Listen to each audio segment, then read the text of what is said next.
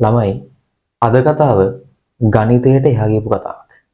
මට ඒ නමයක් ගන්න පුළුවන් කියලා හිතන් ඉන්න සෙට් එකක් ඉන්නවා. ඒගොල්ලෝ අනිවාර්යයෙන් මේ වීඩියෝ එක බලනවා. ඒ වගේම මට ඒකක් ගන්න පුළුවන් වේද කියලා ඩවුට් එකක ඉන්න සෙට් එකක් ඉන්නවා. ඒ සෙට් එකත් අනිවාර්යයෙන්ම මේ වීඩියෝ එක බලනවා. තව සෙට් එකක් ඉන්නව නේද මේ මට නම් ওই 100 එකක් තිබ්බත් ඇති කියලා මේක අත්හැරලා දාලා වගේ ඉන්නේ. මේ 100 එකක් තිබ්බත් ඇති කියලා හිතන් ඉන්න සෙට් එකක් ඉන්නවා. අන්න ඒ සෙට් එකත් මේක බලනවා. හොඳම කතාව තමයි මට නම් මේක කරගන්න බෑ බං මම මේක අත්හැරලා දාලා ඉන්නේ කියලා අර යටිහිතින් මේක ගොඩ දා ගන්න ඕන සෙට් එකක් ඉන්නවා. උන් ටිකත් මේක බලනවා. එහෙනම් පුළුවන් අය බැරි අය පුළුවන් වගේ ඉන්න අය ඔක්කොම බලන්න ඕන වීඩියෝ එකක් මේක. එහෙනම් අපි යමු කතාවට. ඉතින් මම දන්නවා මේක ලස්සන කතාවක් වුණාට මේක හැවුවටම ලස්සන නොවෙන්න පුළුවන්. තව පාට හරියටම දින ළමයි සති 2යි. මම දන්නවා මේ වෙලාව නිකන් ඕගොල්ලන්ගේ ගෙවල් ගෙදර නිකන් කොයි වගේද දන්නවද? හරියට කියනවනම් නිකන් අර යකඩ තරන කම්මලක් වගේ. නේ? එහෙන් හිත නිකන් ටාර ගන්නවා. අනිත් පැත්තෙන් අම්මා ළඟට ඇවිල්ලා ටෝර් ගන්නවා. අම්මත් නිතරම ළඟට එනවනේ. ඇවිල්ලා බලනවා නිකන් ෆෝන් එක නිකන් ගත්තත් අතර මොකද්ද ඒ කරන්නේ ඔබ ගනින් පොද? නිතරම පාට වෙලාවට මේක වදේකුත් වෙලා තියෙන කියලා මම දන්නවා. මොකද මටත් උහුම කාලයක් තිබුණානේ. හැබැයි ළමයි උතන තියෙන්නේ ඊට වෙනස් කතාවක්. අම්මත් හරි කියන්නකෝ. අම්මත් හරි. ඊටත් වඩා කේස් එකක් ඉන්නවා. එයා පැත්තේ ගෙදර ඇන්ටි. එයාත් හොරෙන් එවිකම් කරන් ඉන්නේ. වරුන්ගේ ගෙදර මොකොත් අත්ද දන්නේ අර උට කියලා වෙලාත් දන්නේ. උඩ සීන් එකක් යනවා. ඕකනේ සමාජ කතාව. ළමයි ඔයාලට මේ වෙලාවේ වාගේ අම්මවත් වදයක් කියලා මම දන්නවා. එයා පැත්තේ ඇන්ටි නම් කොහොමවත් වදයක් නේ. හැබැයි තමන්ගේ අම්මවත් මේ වෙලාවේ ඔයාලට වදයක් වෙලා තියෙන්නේ කියලා මම දන්නවා බහුතරයක් දෙනෙක්ගේ කතාව ඕක වෙන්නේ. හැබැයි ඇත්තම කතාව ඔයාගේ අම්මා ඉන්නේ ඔයා ගැන ලස්සන බලාපොරොත්තුවක. ඔයා මේ එක්සෑම් එක ගොඩ දාගනී කියලා. මාර ලස්සන බලාපොරොත්තුවක් එයා ඔයා ගැන තියාගෙන ඉන්නවා. එතකොට ඔයාට තියෙන්න ඕනේ ඔයා මේක ගොඩ දාගන්නවා කියලා හැඟීම. මම නිකන් පොඩි උදාහරණයක් කියන්නම්. ඔයා බලන්න දැන් මේක හොඳටම වැඩ කරන අය දවස ගානේ ඔයාට හිතට විශ්වාසයි නේද? ඔයා වැඩ කරනවා හොඳට. නිකන් බලන්න ඔය ගෙදර. අම්මා එන්නේ නැද්ද? ඔයා රෑ 12 වෙනකම් පාඩම් කරනවා නම් අම්මත් ඇහැරලා ඉන්නවා. අම්මා හදාගෙනවත් ඒක. ළඟට ඇවිල්ලා ඔළුව අත ගන්නවා. තාත්තා එහෙම ඇවිල්ලා බල්ලා යනවා ළමයා වැඩ සතුටුයි. ඇයි ඒගොල්ලෝ විශ්වාස කරනවා වාදයක් කරනවා කියලා. වැඩ කරන්නේ නැති උන්ට කියනවා. ගෙදරින් නිතරම චරබරේ කියලා මම දන්නවා. නිකන් පොඩ්ඩක් try එකක් දෙනවා. මේ සති දෙක පොඩ්ඩක් ලස්සනට මේ මම කියන විදිහට වැඩ කරලා බලන්න. අම්මා ඇවිල්ලා ඔළුව අත ගාලා තේකක් ළඟට ගෙනත් දෙන්නේ නැද්ද කියලා බලන්න. ඒ මිනිස්සුන්ට බලාපොරොත්තුවක් තියෙනවා. ඒගොල්ලෝ ගියාට වඩා හොඳ තැනක ඔයා ඉන්නවා කියලා. මම කියන්නේ O level කියන්නේ හොඳ ගමනක් යන්න එකම විසඳුම කියලා. හැබැයි O level කියන එක ගොඩ දාගත්තොත් මේ අධ්‍යාපනය කියන අත්තරු දෙක ඔයා ලබා ගත්තොත් ළමයි ඔයාට මේ කතාව ඇතුලේ පියාඹන එක හරි ලේසි. ඒ නිසා ඔයා ලෑස්ති වෙන්න ඕනේ. දැන් මේ සති දෙක ඇතුලේ පියාඹන එකට ලස්සන ප්‍රැක්ටිස් එකක් දෙන්න. හරිද? වැඩේ වෙන්නේ මෙහෙමයි. මම වැඩි වෙලා ගන්න නැහැ. මම ඔයාලට දෙන්නේ මේ වෙලාව වගේ හිතේ තියෙන ප්‍රශ්නේ. කොහොමද මේ සති දෙක ඔයා මැනේජ් කරගන්නේ කියන එක. ඒකට මට දෙන්න තියෙන ලස්සනම කතාව මම ඔයාලට දෙන්නේ අකුරු කිහිපයක වචන දෙකක් විතරයි. මොකක්ද දන්නවද? past papers. එහෙම නැත්නම් පසුගිය විභාග ප්‍රශ්න පත්‍ර.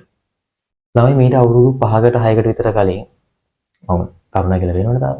ඊට 5කට අවුරුදු 5කට 6කට විතර කලින් මමත් පා වගේම මේ වගේ අවධියක හිටියා. මගේ සාමාන්‍ය පෙළ විභාගයට මුහුණ දෙන්න. ඉතින් එතකොට කොහොමද මම එදා ඒකට මුහුණ දුන්නේ? ඒ කතාව පාට කියන්න. මේක අහගෙන ඉන්න. පාට වාගේ කතාව ගොඩ දාගන්න අනිවාර්යයෙන්ම මේක වැදගත් වෙනවා. මේකයි මෙතෙන්ද එක. හරිද? මම පියවරෙන් පියවර කියන්නම්. ඒ 9ක් ගන්න ඕනි කියලා හිතගෙන ඉන්නේ. හරි සරලයි. හැමෝම ගැනම කියනවා. ඒ 9ක් ගන්න ඕන කියලා ඉන්න අය. මෙතන ඉන්නවා කියලා මම දන්නවා. මම කලින්ත් කිව්වා. ඒ 9ක් ඕනේ කියන අය කොහො 100ක් තිබ්බත් ඇති කියන අය ෆේල් වෙනවා කියලා හිතාගෙන ඉන්න අය ඕන කෙනෙකුට පාස් වෙන්න ඕන නම් ගොඩ දාගන්න තියෙන එකම විදිය පාස් පේපර්ස්. මේ සති දෙක ඔයාලට හොඳට වැඩි මේ ගේම. ඔයාලට නිකන් ළම මේවා සති දවස් වලින් හිතුවොත් ඔයාලට තියෙන දවස් 14 තමයි. හැබැයි දවසකට පැය 24ක් තියෙනවා. ওই 24න් අපි තුමා 10ක් වැඩ කරා කියලා. දවස් 14ක් වුණාට දවසකට පැය 10 ගන්නවා වැඩ කරොත් ඔයාලට තියෙනවා ළමයි පැය 140ක්. මම මේ අවමේ කියන්නේ. අවමේ ඔයාලට පැය 140ක් තියෙනවා. මේ දවස් 14 දී ඔයාලට මාර ගේන්නක් ගන්න. ඔයාගේ ජීවිතේ අනිත් පැත්ත වෙලන්න ඔයාලට මේක ඇති. ඔයා තමයි මේ දවස් 14 ඔයාගේ කතාවේ ජයග්‍රහණය තීරණය කරන කෙනා. ඒ නිසා ඒක මේ කතාව කියන මටවත් කාටවත් කරන්න බෑ. මේක දැනෙන්න ඕන ඔයාලට. හරි සරලයි. හැමෝටම තියෙන එකම දේ තමයි ගන්න පාස් පේපර්ස් ටික. පාස් පේපර්ස් ටික උත්තර ලියන්න. ළමයි ඔය පාස් පේපර්ස් තරම් බැලන්ස් පේපර්ස් ටිකක් මම ජීවිතේ මගේ කවදාත්ම දැකලා නැහැ. පාස් පේපර්ස් තරම් සමබර. ඒ තරම් ඒක මේ හැමෝටම ලියන්න පුළුවන් විදියට මාර සම්බරව හදනවා. මේක ඔයාලට කරන එක කරගන්නම් පුළුවන්. ඔයා වැඩ කරන්න ඕනේ මේකට ඕන කරන හැඟීම විතරයි ඔයාලට ඕන. ඔයා මේක කරනවා කියන හැඟීම හදාගන්න. අනිවාර්යෙන්ම ඔයාලට මේක ගේමක් නැතුව උඩ දාන්න පුළුවන්. ඒ විශ්වාසය හදාගන්න. ඒ විශ්වාසෙත් එක්ක ඔයා මේ දුරු ටික අහන්න. මෙච්චරයි. හරි සරලයි. හරිද? අපි හිතමු මම මුලින්ම කියන්නම් හොඳට මේක ගොඩ දාගෙන ඉන්න අය. ඒකක් දැන්ටමත් තියෙනවා. ගොඩ දාගන්න පුළුවන් කියන අය. හොඳම ඔප්ෂන් එක තමයි ළමයි. ටයිමින් කරලා ඔයා පේපර්ස් ටික ලියන්න.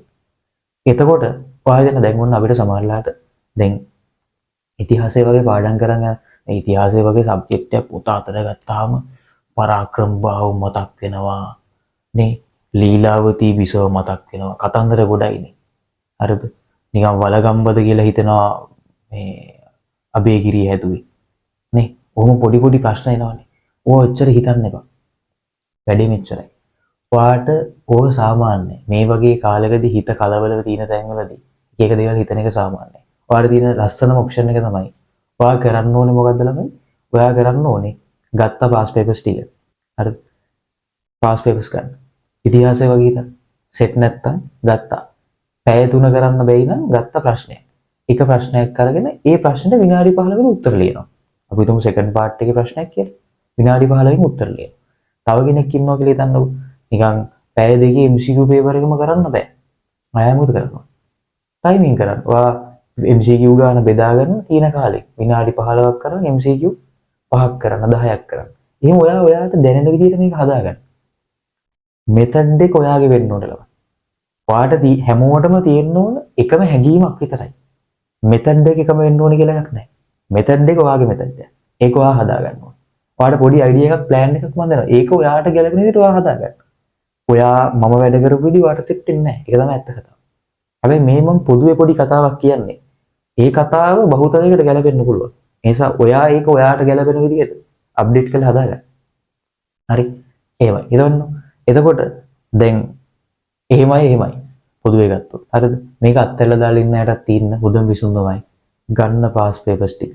පුළුවන් ටිකකට ලියන්න. ඊට පස්සේ ගන්න උත්තර පත්‍රය පොඩ්ඩක් ඔයාම තනියෙන් මාක් කරගන්න. මේක මේ තැන එන්න ඕනි කියලා හිතන්න. හරිද? සමහරක් ඒවා ගත්තොත් ළමයි ලියන්න තියෙන එකම විදිය දේවල් ටිකක් නේ. පාඩම් කරන සබ්ජෙක්ට් එක උනත් විස්තර කිරීම කියන තැනදී වා එකම විදියට ලියන්න ඕන. හරිද? ඉතින් හැමෝටම මම දන්නවා බහුතරයකට තියෙන ප්‍රශ්නයක් තමයි ගණන් කියලා. ගණන් අවුල් වගේ දැනෙන. අවුල් නෑ ළමයි. කෙටි ප්‍රශ්න ටික ෂේප් එක කරන් යන්න. හරිද? එසේ ටිකකට හිමින් ලියන්න. ස්ට්‍රක්චර් ටිකකට ලියන්න. දැන් ඒ වගේ එකකට නම් මම කියන්නේ ඔයාලට දෙන්න පුළුවන් සපෝට් එක මම දෙන්නම්. ඉස්සරහට පොඩ්ඩක් ඔයත් එක්ක ඔන්ලයින් පේපර්ස් ටික ඩිස්කස් කරලා මට දෙන්න පුළුවන් සපෝට් එක මම ඔයාලට දෙන්නම්. ඒකින් හරිද? මං හැම දෙයකටම කියන්නේ පාස් පේපර්ස් හරි ලොකු දේවල් නෙමෙයි. පාස් පේපර්ස් ටිකත් එක්ක ආයන්න. ඔයාලට මේක ගොඩ දාගන්න අමාරු වෙන්නේ නැහැ. හැමෝටම මං කියන්නේ පොඩි පිළිවෙලක් හදාගන්න. මේ දවස් ටික මෙහෙම කරනවා කියලා. කාලය අපතේ දාන්න එපා. හැම වෙලාවෙම ඔයාලට පුළුවන් උපරිමේ ප්‍රැක්ටිස් කරන්න. මේක තමයි ජීවිතය අන්තිමට මේ කාලේ අපිට ටිකක් අමාරුයි දුෂ්කරයි තමයි. අපිට අපි හිතන නිදහස නැහැ. හැබැයි ළමයි ඕක ඉවරුණාට පස්සේ ඒ නිදහස ලැබෙනවා. ඒක සාර්ථකව ඉවර කරන්න. ලොකු කන්දක් පල්ලෙහා ඉඳලා කන්ද මුදුන බලද්දි අපිට නිකන් කන්ද නැග ගන්න අමාරුයි වගේ. හැබැයි ඔය කන්ද හිමින් නැගලා ඉවරුණාට පස්සේ පල්ලම බහිනකොට ආපහු ඒ මහන්සිය නෑ. මේ දෙයක් අපි මහන්සියෙන් ලබා ගන්නකොට ඒකේ තියෙන 아무තු ඔයගලගේ වශයෙන් ආතල් එකක් තියෙනවා. ඔය ආතල් එක ලබා ගන්න ඕනේ. මම ඒක කිව්වේ මට දෙන්න තියෙන එකම ඔප්ෂන් එක පාස් පේපර්ස්. ඔය ටික ලස්සනට ප්ලෑන් කරලා වාගේ ප්ලෑන් එකක් හදාගෙන දවසකට ප්‍රශ්න විනාඩි 15කට ප්‍රශ්න 5ක් වෙන්න පුළුවන්. විනාඩි 15කට ප්‍රශ්න 10ක් වෙන්න පුළුවන් MCQ වල. තව කෙනෙකුට මම කිව්වා ලියනවා නම් එසේ ප්‍රශ්නයක් එක ප්‍රශ්නයක් අරගත්තා. ඒකට ඕන කරන කරුණු ටික හොයාගත්තා. ඒක ලියුවා. සමහරුන්ට එනවනේ පාඩම් කරන් යනකොට ටික මතක නැහැ වගේ දැනෙනවා. එතකොට මොකක්ද ඔප්ෂන් එක? එතකොට ප්‍රශ්නේ කරා නිකන් මතක නැහැ වගේ අන්න චුට්ටක් යනවා පොතට. ඊළඟ ප්‍රශ්න ටික බලනවා. උත්තර බලනවා. උත්තර ටික බලාගත්තා. ඊළඟට ඇවිල්ලා ලියනවා. කොහොම කරලා මතක කරගන්න. වාගේ හිත එක එක පිස්සු කෙලින්න ගන්නවා. මේක මට මතක නැහැ දැන් මට මේක මතක නැහැ. මම කොහොමද මේක කරගන්නේ? නෑ ළමයි. හිත හදාගන්න. ඔයාට මතකයි. ඔයාට පුළුවන් කියන එක විශ්වාස කරන්න. ඒක ඔයාලට දැනගන්න තියෙන හොඳම විදිය තමයි පාස් පේපර් ස්ටික් කරන්න. ඉතින් ඒ වගේම කියන්න තියෙනවා දැන් ඕකට ඔයාට ඕන සපෝට් එක තියෙනවා නම් ඒක අපේ පැත්තෙන් මේ YouTube channel එකේ ගණන් වලට මම මට දෙන්න පුළුවන් සපෝට් එක දෙනවා. අනිත් සබ්ජෙක්ට් ටිකත් ඔයා මේ වගේ මැනේජ් කරගන්න. මං කිව්වා මේක ඔයාගේ හීනේ. ඒ වගේම ඔයාගේ අම්මගේ තාත්තගේ හීනේ. ඒ වගේම එහා පැත්තේ ඉදර ඇන්ඩි පොඩ්ඩක් දන්නවනේ සීන් එක. එයා ඉන්නේ වෙනම තැනක. ඒ නිසා ඔයා මේ හැමෝටම දැනෙන්න මේක කරන්න ඕනේ. මං කියන්නේ කාට නොදැනෙන්න උනත් ඔයාට දැනෙන්න මේක දිනන්න ඕනේ. මේ ගේම් එක ගහන විදිය ළමයි ආතල්ලේ තියෙන්නේ. මේ සති දෙක මේක මාර ආසාවෙන් කරන්න. පදයක් කරගන්න එපා. ස්ට්‍රෙස් වෙන්නත් එපා. ලස්සනට පාස් පේපර්ස් ටික මැනේජ් කරගෙන පා මේ දවස් ටික වැඩ කරන්න. මම විශ්වාස කරනවා ඒ 9ක් ගන්න කෙනාටත් මේක ෆේල් වෙයි කියලා අත්හැරලා දාලා ඉන්න කෙනාටත් ගොඩ යන්න තියෙන එකම මාර්ගය මේක. අත්හරින්න එපා. දිනනකම් ඔයාට ඇති වෙනකම් ඔයා දිනන්න ඕනේ. ඒ දිනනකම් ඔයා මේක අල්ලගෙන ඉන්න ඕනේ. අත්හරින්න එපා. මං කිව්වා අපි මේක ගොඩ දාගන්න පැටර්න් එක වෙනස් ළමයි. අපි මේක ගොඩ දාන්න පැටර්න් එක මෙතඩ් එක වෙනස්.